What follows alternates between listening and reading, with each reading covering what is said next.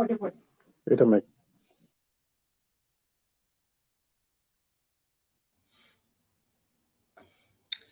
Hello everyone, moroi makadini kwasiwai.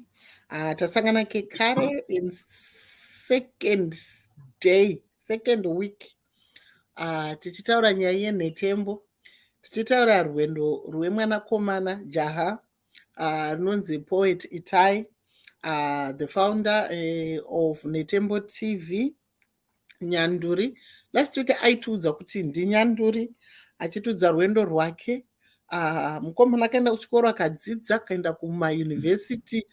Zvinhu zvacho zvainakidza. Hameno kuti makazviteerera here kana musina kuteerera.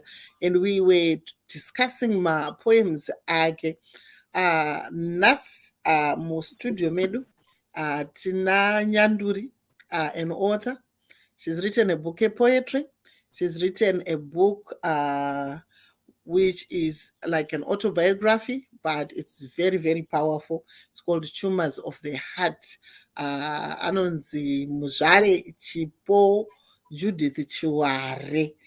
Chipo tinokuchingamidza week 2 kanjani. Tiri right. Thank you so much, Auntie. Aiwa, tinofara isu, tinohwaira chose. Tinofara futi Nyanduri poet Itai. Tinofara kukugashira second time round. Thank you so much for sparing time to talk to us about the art of writing and the creativity in telling a story in a few verses. Kutaura upenyu hwedu nemavhesi mashoma. Nyaya dzacho dzinobva dzadakadza. Tokuchingamidzai this week again, poet makadini. Simba tete makadi. Ndo wa moyo wangu kuti hlokoyo. Tafara. Zvino Chipo akanga asipo, but zvakaitika pana Chipo. Please feel free to make comments. We have a comment section. Dzimwe nguri ndogona kutadza kuita in and out of comment section because techida kutanga tamonzwa mapoems edu. Then ndinozodzoka zvangu comment section, but feel free to come to our comment section. So Chipo last week akanga asipo, but wakazodzoka anga ari kubasa handiti vazodzoka vasangana nedzavamwe. Chipo makafungei nenhetembo yaNyanduri? Ndepi akakubatai pane mbiri dzatikaverenga last week? Dzese dziri tu dzanga dzine nyaya dzakanyatso pamusoro enenge chizanganisa shona nechirungu. It really captured, dzakanyatsondi-capture, ndaifamba ndichiteerera, especially padzavamwe. It took me on a journey, when you're in the diaspora, the first time you come into the diaspora, the journey that you go through, the struggles that you face, and nyau dzosungwi dzavaisenzesa, it just kept me hooked on. Sometimes unogona kutera zvimwe zvinhu and then you get distracted. But as I was listening to it, I was drawn into the poem. I was going on a journey with the author. You managed to capture all the different emotions, the different struggles. Could you sure? Trikuenda, trikutsvaga a better life, but izvi ndizvo zvinhu zvatinosangana nazvo tasvika kune sevamwe. Saka ndakafarira yoyo. And then pandaiteerera yasabhuku chidhakwa, munhu nemunhu unofunga, you interpret it the way you want to interpret it. Ini ndakaionawo mamwe maonerewo, and then pandaizonzwawo Nyanduri achitaura zvaaitaurawo ndikati okay. But what I loved about that is that it's an open poem subject to different interpretations. Vamwe vanogona kuona in terms of like leadership. Isu takanga tatozviona kune dzimwe nyaya dziya dzokuti ava ndinenge ndavaziva sabhuku ari kutaurawo. Saka the poems are really quite interesting. You get engaged as a reader. I was engaged. Right. Saka ini maonero angu Itai poet Itai maybe munogona kundibatsira kuti kana chinhu chinyorwa chichiverengwa vanhu vanochidudzira maringe nezviri mupfungwa dzavo uye nezviri mumwoyo mavo, tingadaro here? Ndizvo I think ndizvo chaizvo tete, nekuti dzimwe nguva mufungo wandenge ndinawo ndichinyora something ndinogona ndine nyaya shanu but ndichida kuiisa in one poem, then ndaiisa in one poem ndofunga kuti ndatakula ma-issues 5, then you would find that someone who have her or his own interpretation based on the poem yawaita yotozobuda ine 20 different interpretations. You don't limit how people think. So a poem, basically a poem is you throw your mind out, then the people will deduce the meaning from whatever you throw in them. So I think more or less tirikuwirirana kuti munhu mumwe nomwe ane mufungiro wake. Umwe anofila kuti ndatukwa, umwe anofila kuti ndapraiswa, umwe anofila kuti ndakwenyiwa, umwe ndarohwa, ndatsondorwa. So it's up to you how you see it and your experience as well. Right. Right. Izvi zviri kunakidza izvi ndazvibata kuti iwe munhu unofunga zvaunoda. Saka imwe yacho unogona kutoita kuvhunduka chati kwatara ka, because kana wakadhakwa zvako zvinhu zvako zvakadhakwa unogona kuvhunduka uchihwa kuchitagwa nezvasabhuku chidhakwa kwete kunge pane ataura something, but iwe zvako ndiwe unenge waprofita upenyu hwako uchitarisa upenyu hwako zvinhu zvangu zvakadhakwa. Vanogona kuvhunduka ukatoita hasha asi usingaoni kuti maybe urida kuti ugadzirise zvinhu zvacho zvakadhakwa zviri muupenyu hwako. Saka thank you so much. Saka Nyanduri, because tiri parwendo rweupenyu hwedu toramboziva kuti imimi munoitei aside from kunyora poetry and things like that? Ndiri mudzidzi. Right. Ndiri mudzidzi because my first degree was music and musicology, so I'm pursuing something towards that line. Though I said but and do my paper and towards that. But basically that's what I do. Right. Saka nhasi toda kupinda mupoem yedu yekutanga nokuti last week takazonakidzwa nepoem takaona kuti tanga takurwa tichimhanyisana nenguva. Saka toda kupinda first poem yedu. Pane ndaifunga kuti ndicharidza pekutanga, but iyi ndo yanda kuita kwekutanga. Sadly, this week we have lost a very talented young man, a comedian. Takutongeta kunge tiri kugara tiri pakutaura nyaya dzokurasikirwa, but tarasikirwa and anga ari sahwira futi waNyanduri. Saka ndo atoti matambudziko Nyanduri aya. Yeah, zvakaonekwa tete. Yeah. Regai timboteerera kupoem yedu nhasi yatichatanga kutaura nezvayo.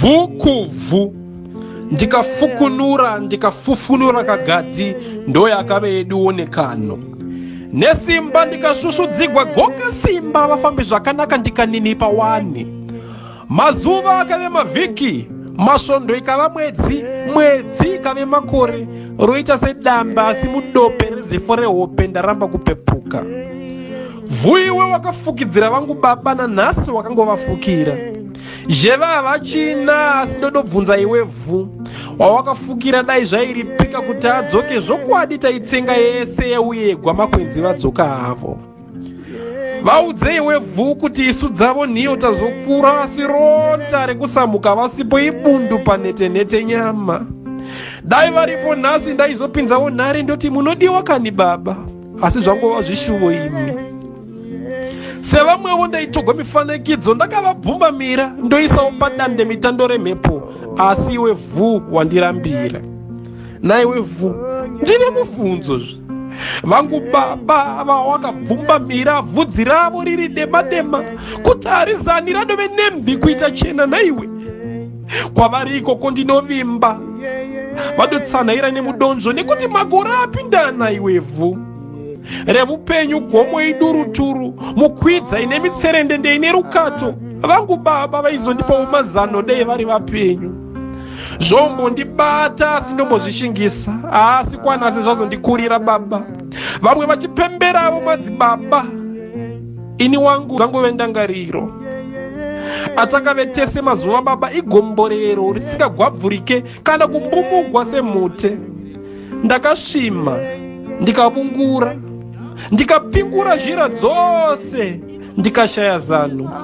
Chiregai hangu ndichipembera iwaya mashoma ataive tose.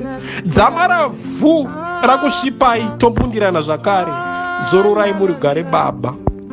A dedication to all departed fathers. We miss you and we still love you. Rest in peace.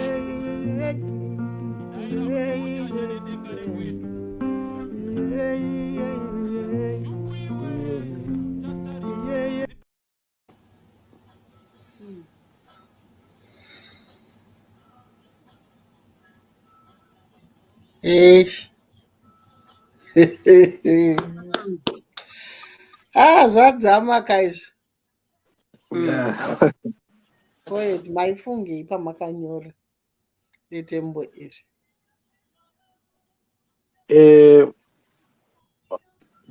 I had a lot of factors in my mind. The first one was every time Pano celebrate Father's Day. Unfortunately, when my father passed away, I was still young. But these modern cameras, my phones and stuff. So when he passed on, my photos are they shared to the extent they would ask about point. But kind of photo Baba wangu zikuti maybe panoito or maybe my father's day no post note I miss you dead and what. Then also growing up from in background Christo, it's like you can't communicate name na shaya. So the only thing that I would address then was what I held because I vividly remember the rabat I vunika kanda. So it's like I'm addressing that pinch of sand and I got to kanda. At least like from my spiritual background, because I'm Christian, I believe Nasha we no longer communicate. So it's like which I sent Babakara Babango, and I know the video reached intact. So maybe it's like talking to nature, but not entirely to the person. Bringing all the memories of the day that he was buried. Because Mgatera Poem Payatanga was like, Ndagato Suzudzigwa, Ndikanzi Shinyarara, Vafambe Jaganaka, this and that, and what. So it was just a summary of the day he was buried. Then thinking, some years after he passed on, Kuti, Saka, wataka putsira aine pudzire black, but some of his friends vatakuti baba like my age mates avo vatove nebvudzi white. So ndiyo here scenario iri pavari kuti maybe vatove nemvi, and I wish he was around. This was just personal. I didn't address it to anyone. I wrote it for myself. I posted it on my page. Then it was taken by different people who were relating. I think it's more relatable when you lose someone who is very close, like a parent. So this was just a personal poem that I wrote to comfort myself and to relieve anger and towards every Father's Day. So I tend to relieve myself with this poem. So this was just a dedication to my father, to my biological father. Then generalize to everyone who can relate, can dedicate it to our fallen fathers.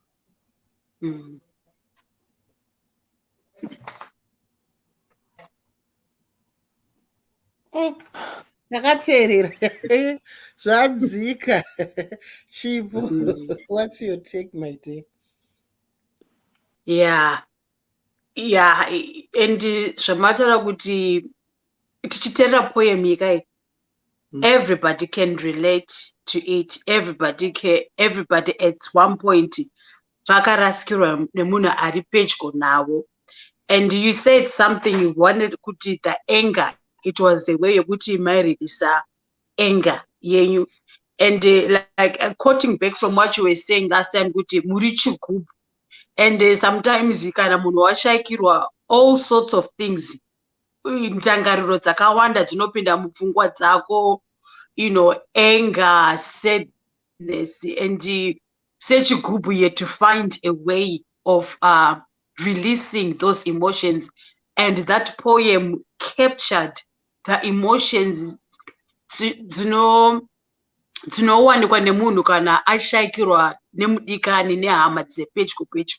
It captures it, and like munhu anoenda, zvinonzi like sometimes kana munhu wafirwa, you don't get used to death. Vamwe vanoti time heals, but in your poem we can tell kuti it doesn't really heal, because muchiri kudzokera kumashure, muchiri kufunga kuti vamwe vangadai vane nevhu jena. Saka muri kuedza, it's a journey yamuri kufamba nesu, and in a way you are releasing what you are feeling, and everybody can relate to that poem.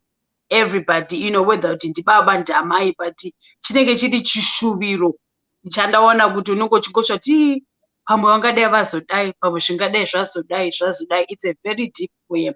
I found it very deep, and releasing through words, it's another good way of just expressing how you're feeling. Right. Yeah. Zviri munzeve. I think you've said something that is quite significant. To say there is culture, there is religion. In our religion, once you die, then watoveri tate guru, watoveri ancestor, watoveri svikiro. If we even go further, watoveri demon. Hane murikona manje. Zvatominama. So all of those things, they impact on grief, how we're going to express our grief. But nevertheless, inside of us, we still love those people, and we're still longing for them, who are still hurt, despite all these things that have been put around us. And I like the connection between the soil and the deceased. My last act, the thing that I did was to pour soil on my father. And the minister will say, Ifukuvu. So that soil again is your last link, that act of giving away. But again, it's a way of holding back. So there's a lot of illusions, a lot of contrasts. Sometimes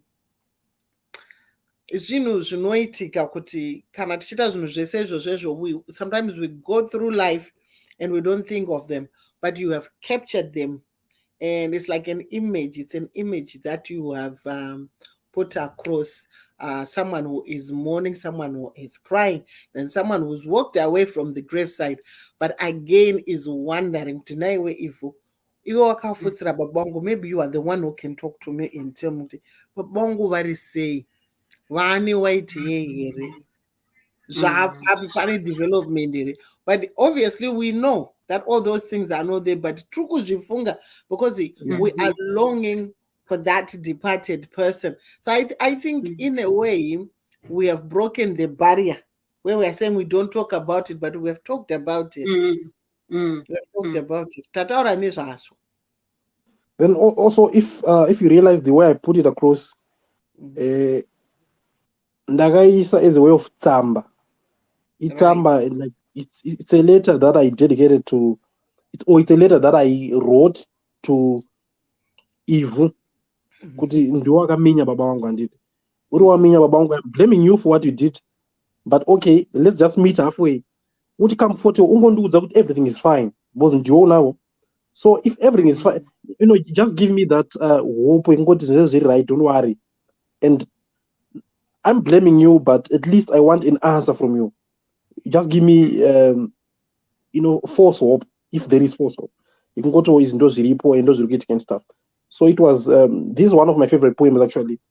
It really talks to me. I it's personal. It's very personal. I wrote it at a very personal level, and for me.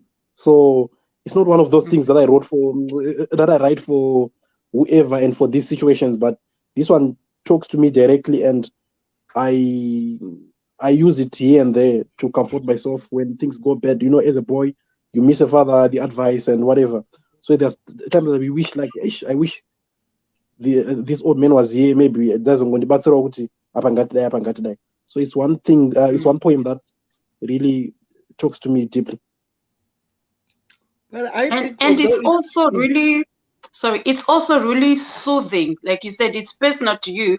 And at the same time, it's also soothing because you are expressing zviri mukati memoyo mako. You're not like bottling those feelings, but you're actually expressing your desires, zvamunoshuvira, you know, having that conversation, you know, even muri kutaura zvenyu nevhu, but you are releasing what's deep down in your heart. Saka, it's good that you wrote that poem, even though it's personal to you, but so many people can identify with it. So many people can be in your shoes, you know, and you kind of like make it, you know what, it's okay kuzvinyora izvozvo, you know, kwete ngodzi nyarara aiwa handina kunyarara, ndida kutaura nezvazvo, you know, ndida kutaura zvandiri kufira inini, you know, what I've experienced, kana zvandinoshuvira kuti dai baba vangu vari vapenyu tingadai tichiita this conversation, kana maybe vachitaura nevazukuru vangu. Saka it's quite good. I love that poem, deep and personal, but at the same time it's also soothing kune isusu vari kuzviteerera. Yeah, I think it's personal to you, but then it has become personal to others as well. Because if you have lost someone close to you, as you relate to it, it becomes quite personal. I think there's also the culture that men should not cry. Men should be strong. And I think you battled it head on and you tackled it and you said, you know what? Actually, there is something that's not quite right. But you've used art to release that. And I think these are the conversations that we need to have. Tashandisa nhetembo kutaura zviri matiri. Saka hatina kuti tarisai ari kuchemba kunge mwana. But taona kuti zvinhu hazvisi okay. Handi muri kuona? And taona kuti munhu wese akutongona kuti ininiwo futi hazvisi okay. You know, like when I lost my friend and we went to the funeral, you know, the last service, and you know, like you see your friend in a coffin and you are thinking, oh my God, this is reality. And people are saying, don't cry. And I decided that I was going to cry. And I can't go in panapa. So I don't know because shamwari yangu yakarara mukofino. Shamwari yangu. And apana munhu ari kuziva zvandakaroza kunze kwangu. So ndakachema zveshuwa ndakachema. And I remember the worst experience that I had that day. Kuenda kunoisa mafu. I didn't even want to go to the cemetery, but ndaenda nguva yekuisa mavhu yaenda akangofunga kuti this is so wrong, but I told myself you have to do it, and then ndikaenda. And I think the finality of my feelings yokuti I was in so much denial, but when you see munhu aitwa laid to rest, ivhu rafutsira munhu manje, like you are saying, kuminya rafutsira munhu, then you know kuti I love my friend, but there's nothing else I can do about it. God has made a demarcation. So you're swallowed. Yeah, it's been swallowed. It's gone. It will never be. Now what's left is memories. But I like that you went ahead and you thought after a while, ndikona mwana sekuru. Kuti babongo onge sekuru avaire. You know. Yeah, but you know, I'm just still trapped in that moment where I just realized, oh God, Mwari munotonga, matonga, and andina simba. So yeah, that's how I feel after listening to this poem. That and dance by me. I think you are right there. Also, I think this is one of my poems. I won't say 4 or 5 meanings or your own interpretation. We all come here. We speak with one voice, so it's more. So instead of being, it's a poem, but at the same time, it's a letter as well. A letter is a message. You can't interpret otherwise. By a letter, it is specified to someone. It's obvious. It's specific. So it's a bit different from vana sabu kuchidhakwa. Yeah.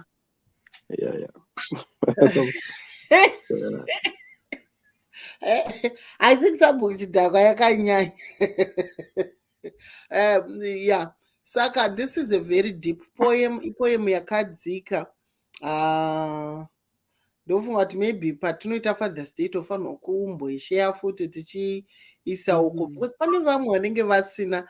Pane mumwe munhu akanditi, anti ini nangu pandinoenda kuchechi paMother's Day ndenge ndichinzwa kuti mai vangu havapo, pandinoenda paFather's Day ndoona kuti mai vangu havapo. Saka sei vanhu kuchechi vachizopemberera vabereki vavo, kutora kuti munhu akachengeta zvinhu mumwoyo make zviri kumunetsa zviri kumutya, but maybe akaverenga macomforting words aya unoshungurudzika, but pane comforting nereality inoitika uchiverenga.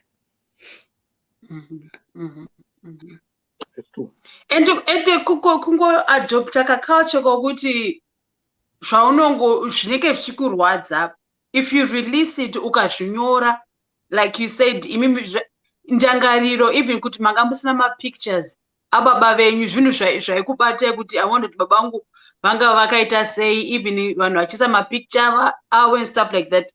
But imimi, you found a way of releasing your pain through your writing.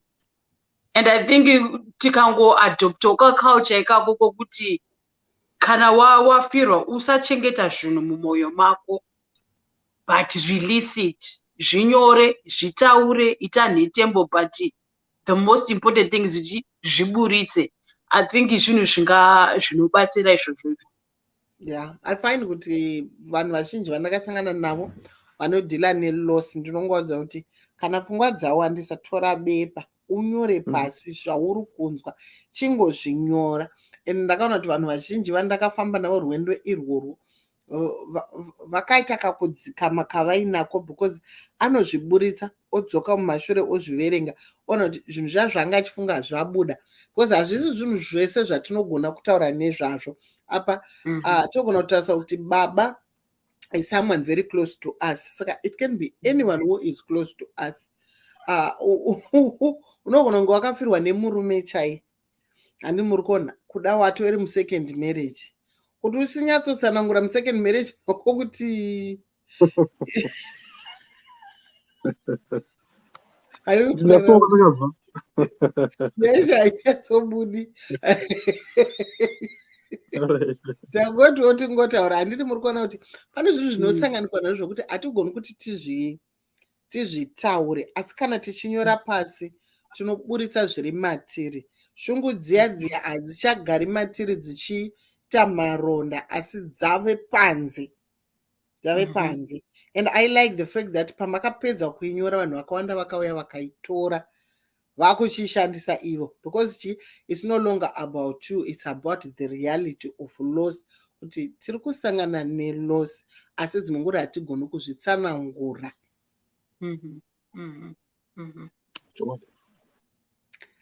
Right, toenda kunext poem yedu. Ndakaifarira because tinosangana nezvakawanda sevanhu semarudzi, saka regai titeerere. Hanzi inonzi graduate rekwedu, handiti? Izvozvo graduate rekwedu yangu yeru yememe inoshinga mumeso misodzi, moyo wojuja negazi rizakayerera, shungu dzondidzamira dzondiposherera kuutsveruki, harina charina churi kwedu graduate. Ndikarifunganya meso angu anoti mokoto, idai rakwigwa vonyasha nedenga rekwedu, graduate. Zhungu iwe rutatariko unzipa ndorohwa umusoro nemukuru unamo ndapukunyuka. Matatu, mana, vamwe mashanu, makore vachisadharara mumachako ezivo kuri kugadzirira ravo ramangwana. Zvakazivwa nani kuti zango rinoita sejiri dema-dema rangova gwenga kuchina chiriko. Matanga nematanga akatengeswa kuti rifunde iro rire kwedu. Zvayaive minondo yaingonangiswa zvayo kumabwe magomarara naimi. Basa makadibwa nani kana rekutembarara muzvikoro zvekumachonyonyo akuchina imi. Rakaryigwa munda waro nemhwa serakarima nyama. Graduate rekwedu rimwe ndo rakayambuka rikaenda mhiri zvarakafunda tsve rongoti chamuka inyama. Fundo yoramba kuri papundutso rodadigwa nemakorokoza vanovata mumwena vachitsvaka ndarama. Unzi toizvezvenga iwewo mete nefundo yako graduate. Yoita seisina chirevo fundo yekwedu.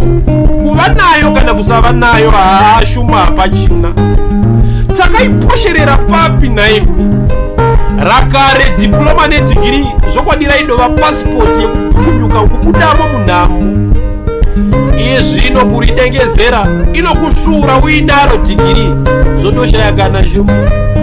Pindai mudzijira umu varimo vapepeti vefundo vari kumatengesa madomasi nezviwitsi zvinopisa tsitsi. Kuposhera dombo mumupedza namo izvezvi unovatema 12 varimo magraduate vari kurarama nebhero nefundo yese here yavakomana. Kuri kujonuko magweta dongowo mahweta ekwedu kumusha magraduate. Zvogwadza kurarama nekusunza iwe wakadyarira upenyu hwako munjere. Zvodzimba moyo. Graduate rekwedu. Poet Itai.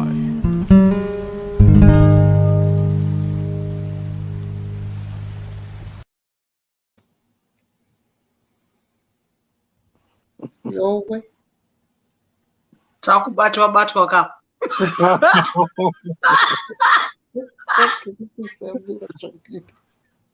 Regai ndisamire musana wangu uri kugwadza. Nyaya inakuvira mushe.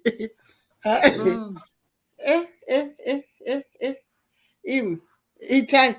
Nyaya yako handisingatsoinzwisisa iyi yakamina mai.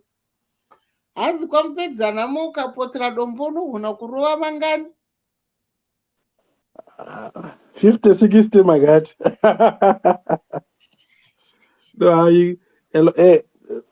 Zvinonetsa tete. Nyaya inakumira mushe. Yeah. This poem is, I think it's all about, it summarizes where unemployment level in Zimbabwe is very extreme. Tichikura waiziva kuti kungoenda kuchikoro kuponda namo once munhu apedza form 4 nasina waitoziva difference. Aenda ku-A level nasina waitoziva paitoita difference. Then azoita certificate maybe diploma or certificate or degree waitoziva kuti waitoona change kuti zvinhu zvatochinja. But now tikada kuzotarisa situation zvairi hazvina zvinomira mushe ndochokwadi chiripo. Also toconsider kuti why vanhu vari kutisa vachina mune dzavamwe and what some are being appreciated outside because zvawakafunda kumba ndosaka tizochema nekuti brain drain and what we produce but we can't consume vatsaproducer vacho. So system yacho iri kuproducer a lot of graduates but kuzoketa for mabasa evanhu vatagadzira hatisi kukwanisa ndochokwadi chiripo. So this was just it's not indirect haina a way of kunjenga. It was just direct of the pains of an unemployed graduate. Also if you check most of my poems I ndopota andi patinonyora shona vamwe vanowanzo encourage kuti tishandise mazwi echishona chete, but I tend to include mazwi ekuti even a layman or anyone can relate to whatever I'm saying. I ndotora street lingo or normal language yedu every day toti ndongoigadzira zvairi. So on this poem maybe ndingade ndakatoiti vafundi vekuzvikoro zvepamusoro, but it doesn't hazvinyatsove neweight iri nani pane kuti nditi graduate, because we can all relate kuti what is a graduate. Hazvide kuti uve mushona akadzika kuti ndizoti graduate chi.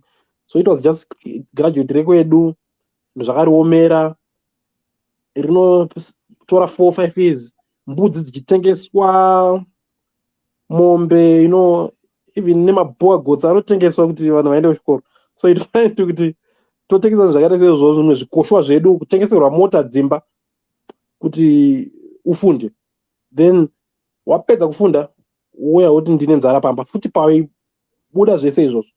So dzapera, musha watengeswa, mubereki dzimwe nguva anotofa nestress chaya kutarisa kuti because vabereki vedu isusu mapension anga ari mashoma vainvesta muvanhu. So sending you to school was a serious investment, but to be very much honest, zvaoma.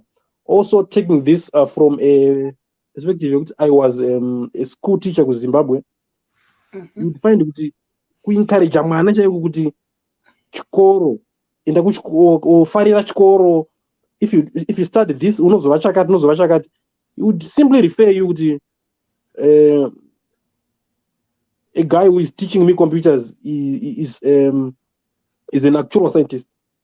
So don't tell me to go to school, because this guy is getting paid 150 pound. Anokupa example yakaita seyo kuti our school driver webhazi rekuchikoro is a professional accountant, but ari kudriver bhazi repachikoro. So why can't just I go and take a driver's license and leave it? So zvakurema kuti vana vamazono umuti chikoro. Yes, it's very important. School is very important. Education is very important. But kuconvince mwana wekuzimbabwe zvino kuti chikoro chakakoshera chakati nechakati hazvisiri easy sezvaimboita nematicha kudhara. So graduate rekwedu mahwani vari kutengesa madomasi, amwe acho mahwindi, they are everywhere pavangade vasiri, you see.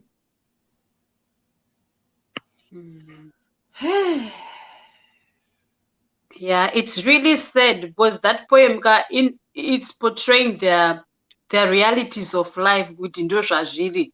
Wofunga kuti munhu unenge wapedza makore nemakore uchienda kuchikoro studying, and then at the end of the day what have you got to show for it? Una rubepa fine but chokuita hapana.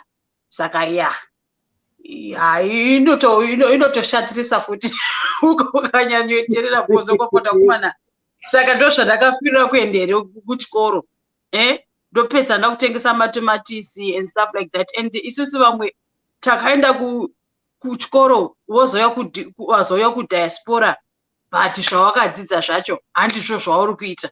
Saka uri graduate but wakutotozviita ngoriwo different. Saka inongotadza kuti upenyu hwacho dzavamwe zvobva zvangobatana kuti uri graduate wobva uenda kune dzavamwe kuti wakunoita waiter. Ndizvo zvinotongoita kuti saka mpedza nhamo yako iri kuudza vamwe kuti uyo ari kumpedza namari graduate, iwewo uri cleaner, uri kunedza vamwe.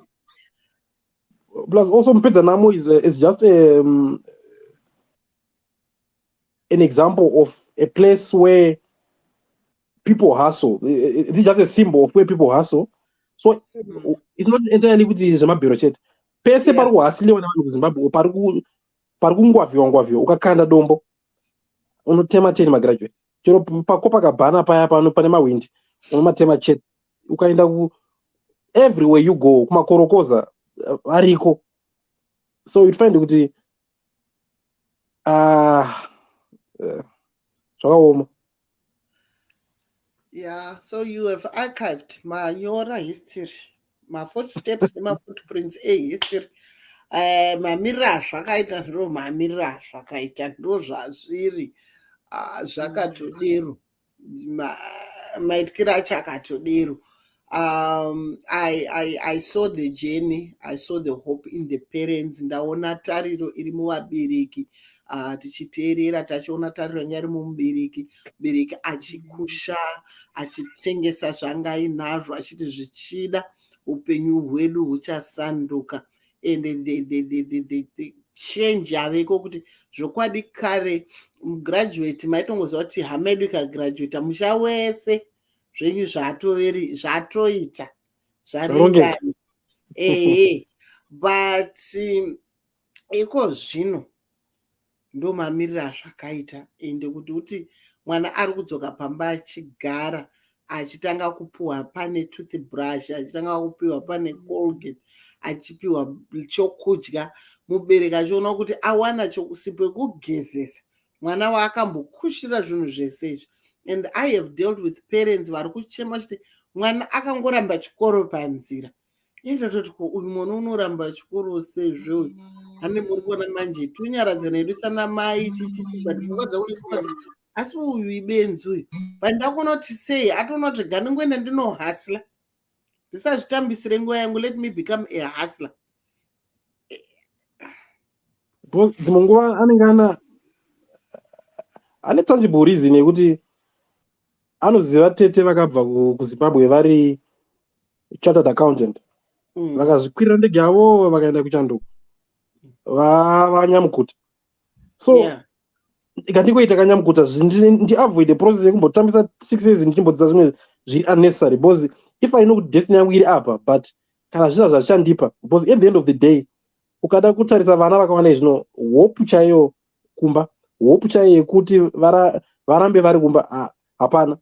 So if they really know kuti ndikakrosa ndikaenda kwakati nemaqualifications angu akadai ndosvika ndichiita chakadai, they just opt to go, because you find kuti one ave neevidence yekuti ndingakazviita zvikaramba. Also isusu tichikura taiudzwa itaisana nhingi zvokumotivheta kuenda kuchikoro zati nhingi ari kureva ane motafu, ane mba yake akachinja imba yemaparents, ane life yadai. So taida tine shungu, because taka tine vanhu vatairifewa kuti hona nhingi itasa nhingi. Now kunzi itasa nhingi graduate unotonzi ita sembinga yakanonga mari ikaita zvimari, ndo kwata kunongedzwa kwete kuti munhu akaenda marole models. Exactly, dzatoyo mbinga. Inini pandakakura, mazuva takakura kuchikoro kwandakaenda ndaigurumiwa kuita leader. I remember ndanga ndiri muinteracting, ndanga ndiri Harare Junior City Councillor, Model United Nations, tichiendeswa kunzvimbo idzodzo teitarisira kuti isusu tisichange maminista manje nemakansela ma-MP, health for all 2000, child survival, zvinhu zvataiinvolvwa tiri kuchikoro tichiona kuti tiri kunotora nyika tichienda nayo fa. But maskills acho tingori nawo nanhasi zvedu. Taakutongotarisira younger generation, emerging generation, but ikozvino handisi kuziva kuti vari kutombopuwa that modeling here yokutrain them to be leaders. Because for me, I'm going to become political iko zvino. Pane nyaya yejaha rine 40 years ranetsa muZimbabwe. Yega mukadzi kune mukomana 1 ari kuma-40. When pakatanga kusumuka young Nelson achiti ari kuda kutungamirira nyika, vanhu vakati mwana mudiki, vakatanga kumuseka, vakati ari mumapambasi. Takati but this our thinking zviri kutiratidza kuti hatisi kurera vana vedu tichivatrusta kuti tichavapa nyika kuti vagotonga nyika, vagova kana tichitaura nyika hatisi kutaura kuita president, kutaura kuva muposition of influence. Kana tikuti tikaona munhu ane 30 something years tikutomutya, tikutomuti uyu haangagoni kuti tungamirira. Because by now pandave inini pane zvinhu zvakawanda zvandobatsirwa nevana vangu mumba zvandisingatogoni kuita, but vana vangu ndo vanozviita. Saka ndakuti hand over some of the tasks kuvana. Ane muri kuona ndikutora mwana ane 13 years nemwana ane 19 years, but kuti isusu pana vanhu vanotoita argument yekuti vanotopfekedza young Nelson mapambers because vakati achiri mwana, but that is not a child, that is an adult who is at the prime of their adulthood. Saka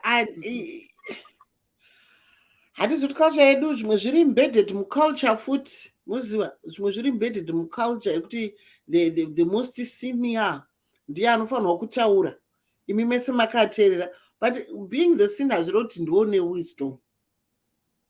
But also one thing that I've realized as well, I think migration yakuitika, mass migration yakuitika kuti maZimbabweans ari kubva achida mune dzimwe nyika, you would find kuti yes tichikura vemazera ati pfuurei pandiri vachikura vairovedzerwa panzira yechikoro zvikuru kuchikoro, but now you'd find kuti maybe izvozvo zvakuitika zvekuti mabasa akutonedza, you'd find kuti now kune munhu anotoziva kuti mwana wangu achitongopedzawo kana angove literate enough, ndakutomuendesa kusoka academy, ndakutomudzidzisa chakati, ndakumudzisa chakati, maybe kuda takutora macultures akasiyana siyana from nyika dzatava exposed to or dzatinoenda tinoona raramo kwadziri, but isusu seculture yedu semaZimbabweans izi taitongorovedzera kuti chikoro, but of late ukada zvitarisa izvino kuti vana vakutospecialize.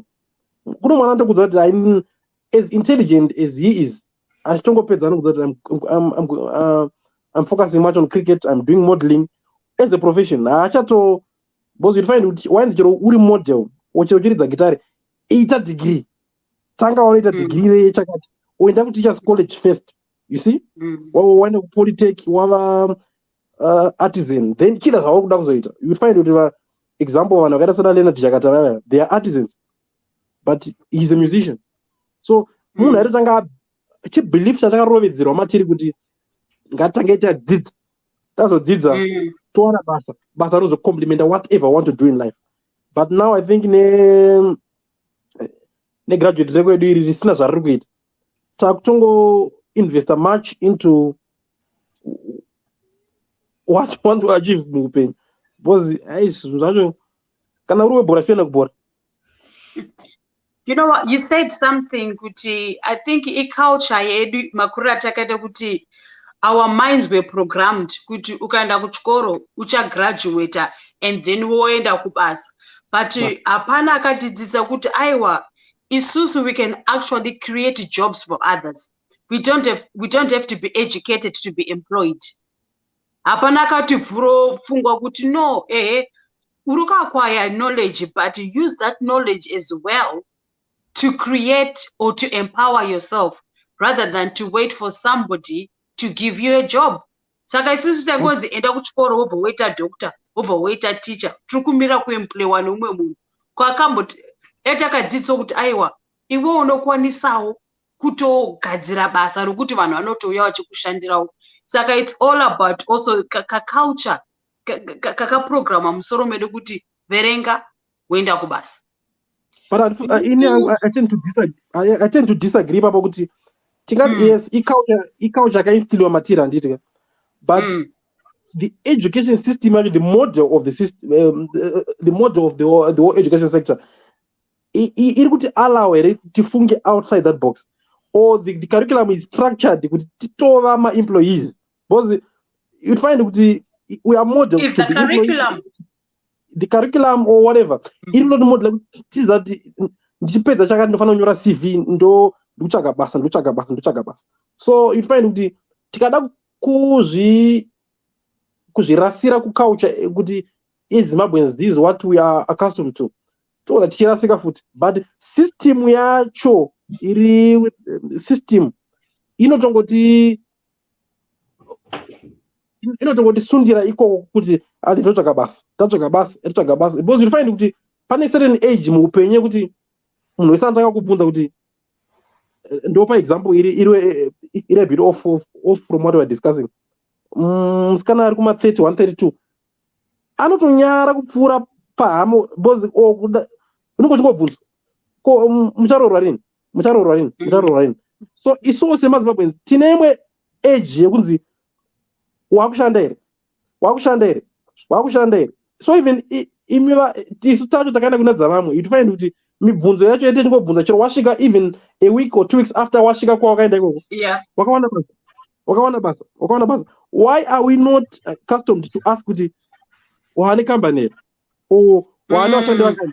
So kuwana basa zvinobva iwe muwo wakaroora here waane basa here, you know, it's within us. I don't know kuti tingazvigadzira sei.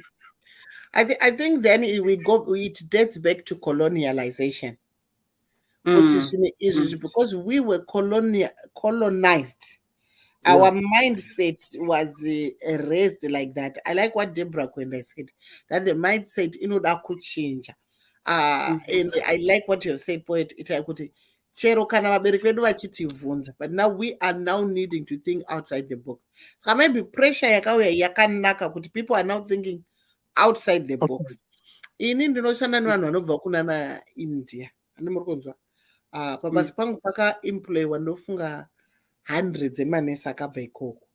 Saka zvavakaita vasvika paipa pabasa paipa, vakasvika vakatoita gurupu ravo, vanotoita maevents avo, vanotoita kuti tungoenda kupicnic, woenda kupicnic, you understand. But chinhu chandakaona chavanoita, vanokandirana mari manje. Vanogona kutorana voti 3 varikugara musame house. Handitya nevarumewo nevana vavo vari congested imomo, vachikandirana mari, watengera uimba. The next thing, vana baba vaya varikukandirana mari vachanga kabusiness kavo. Tozvinoita maIndia kwese kwasvika, handi muri kuona manje. But isusu manje ndikasvika ndenge ndakuti ndakudza vamwe kuya kana kuti I want to do my own thing. Just hold on please. Mwanangu, can you please make me tea? Check there is food. Mwananga inomba pesha mwari yake. Saka ukatasa isusu tunoti I want to do my own thing. We don't agree to come together. Tikaita come together. I liked Wakanda. Kana pane munhu akaona Wakanda forever free murari. Vakaratidza pfungwa dzedu. Vakutanga kurwira ukuru vachidestroya zvinhu zvavo, vachirwira ukuru kusha zvatoenda nokuwakanda kuya. But I think they were portraying what we are like. Kuti tinenge takuda kuti izvezvi tikada kuita chinhu chakanaka ipapapa, ndakuda kuita mukuru kana yakanzi izvezvi Itai yakanzi ndiya mukuru, indafunga kuti Itai mwana mudiki wandiri, project yayo yatodona. So there's a lot of issues dzinoti, I don't know. Like also nhetembo, we used to debate with some of my friends my issues around South Africa is xenophobia. Kuti why of late isu semazimbabweans tawa ma-targets. And I was like, why not Somalians, vanhu kunana Pakistan, kunana Bangladesh? Yes, vanobatwa, but kwete kusvika level redu isu rekuti mazimbabweans tatove ma-enemies zvekuti the way we are being treated is tinoda kutsvaga basa stereki, ndosaka vachiti mukutorera mabasa tinotsvaga basa. So you find kuti basa uri good boy ukuthi haudzingwi.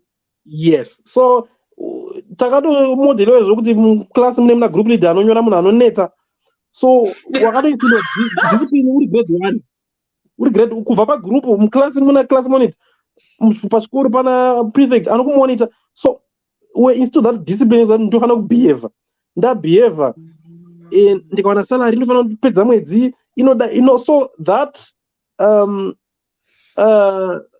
mindset yakatotivhiringidza zvokuti the next 2-3 generation tichatsvaga basa zvekuti heke, and mabasa acho kusina tigongochema. So it find kuti kuna vanhu vakada kuno South Africa kuno every tuck shop iri kuno, almost every or 98% of tuck shops kuno anoraniwa nema-Pakistan nema-Somalians. Havatsvagi basa.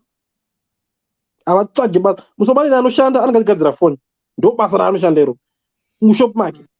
So isusu kunonoka nekuti morning memo ndo. So yeah, maybe situation yakaitika iyoyo tingati it's fortunate though because ma1, but yativhura pfungwa to a certain extent ekuziva kuti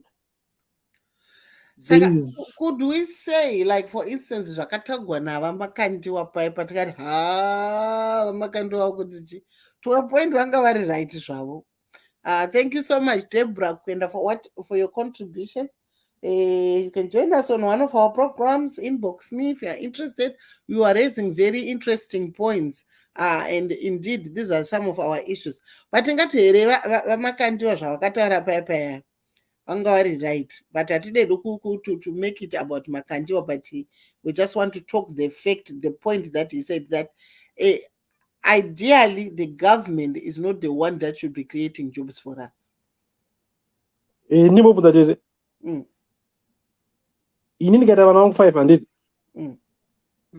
ndo vakaimba isina roof konaya vana vochema vondiblame inini ndoti haisi responsibility yangu kuti ndiise roof pano pamusha.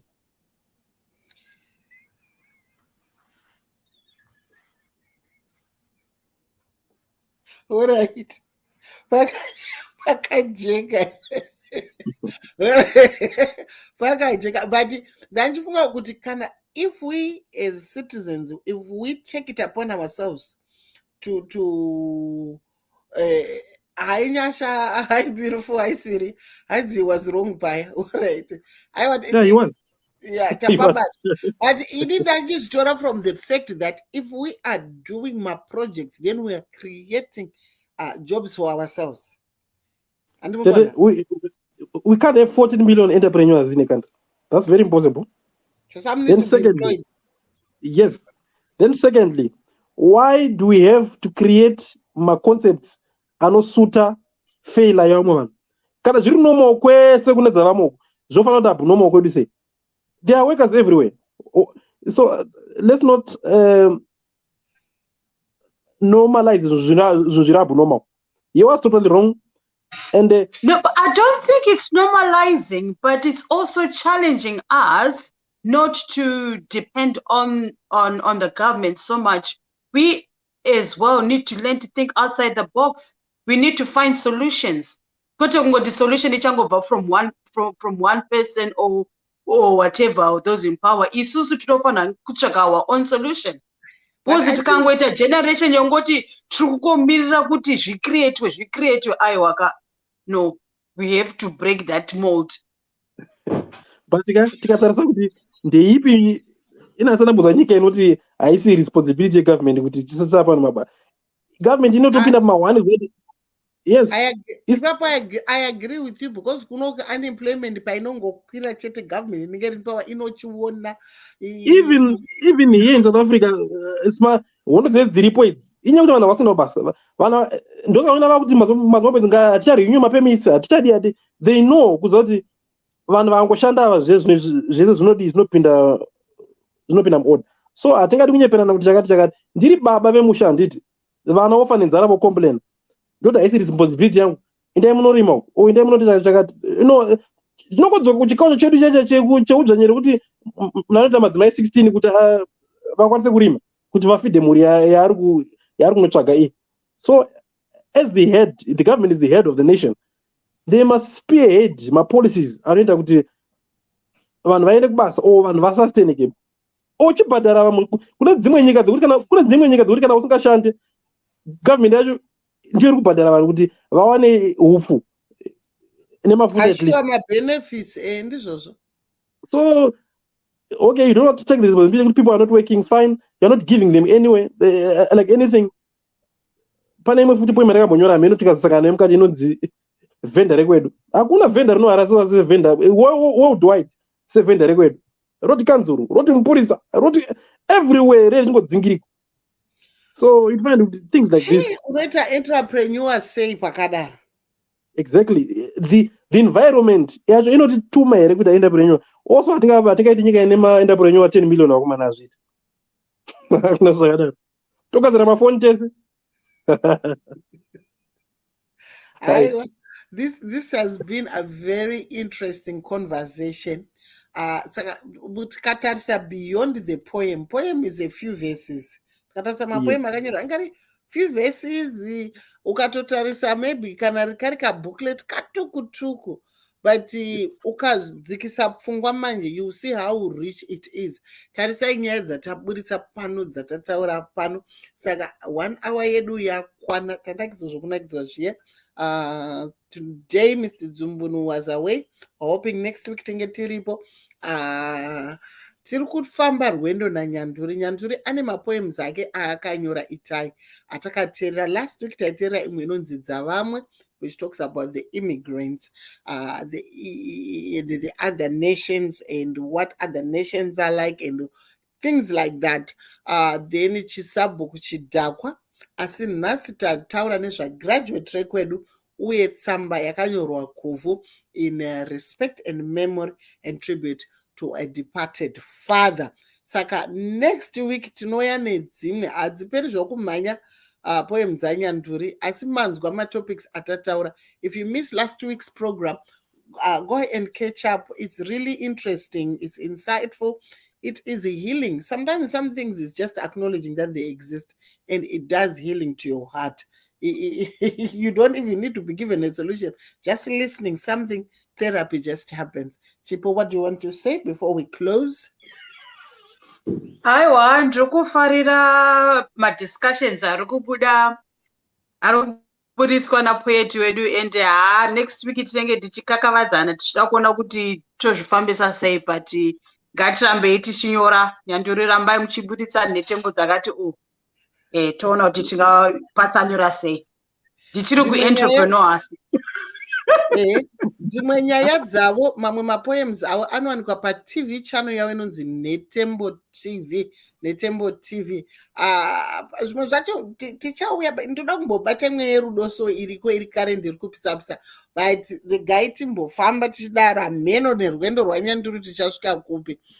Deborah Kwenda said government must facilitate to create employment and the environment must be conducive to entrepreneurs to be able to create employment for its people. That is beautiful. Well said. Yeah, my graduate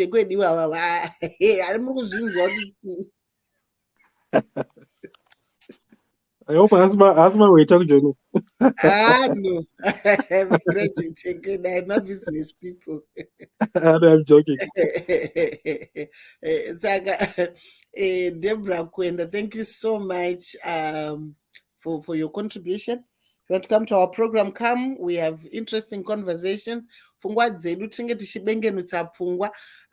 Titukane aiwa pano, it's just the mind. You know, patorora pfungwa dzedu tinenge dziri refreshed. So you can join us, inbox us, you can join us on one of the programs. You are welcome to discuss these issues that we are coming across. Nyanduri, tinokutenda muda kuti tisati tavhara. Ndangotenda tetene kufamba neniwo murwendo rwedu rwatiri kupenengura tichionesana zvakawanda, kuti dzimwe unotoona kuti nduri yandakanyora iyi ndaifunga kuti inoreva chakati, utozoona kuti maybe ine imwe dingindira hombe kusure kwaro than zvandaifungira. Also ndichisiyirawo chitsvambe kune vamwe vananyanduri nevanyori kuti pavanotishedza paya kunovapefomera o pavanotifarira sterek tinge tichiita praise poetry, but it's high time when they call us to remind them of their duties using poetry as well. So let's use our weapon to pinpoint where they are taking it wrong and where they have to improve. So it's no longer praise always. It's time to remind each other of what we have to do as leaders or as community or as whoever you are in community Monongoli. Excellent. Thank you so much. Thank you for joining us, Deborah. Thank you. And the good program. Aiwa tavanengwa yakanaka. Tadzidza zvakawanda. Language yaNyanduri iri richi muchishona, tiri kupreserva rudzi rwedu tichitaura chirudzi chedu chechishona chinotapira, chinovaraidza. Tosangana next week nechina 8 o'clock UK time, 9 o'clock Central African time. KuZimbabwe i9, kuSouth Africa i9, kana uri kuCentral Africa inenge iri 9 o'clock, kuUK inenge iri 8 o'clock. Tosangana nechina next week tichitaura. Kana uchida kuva part and parcel of our program, inbox us, tinokukoka to discuss my issues atiri kureisa pachirongwa chino. Thank you and God bless you. Good night, everyone. Good night.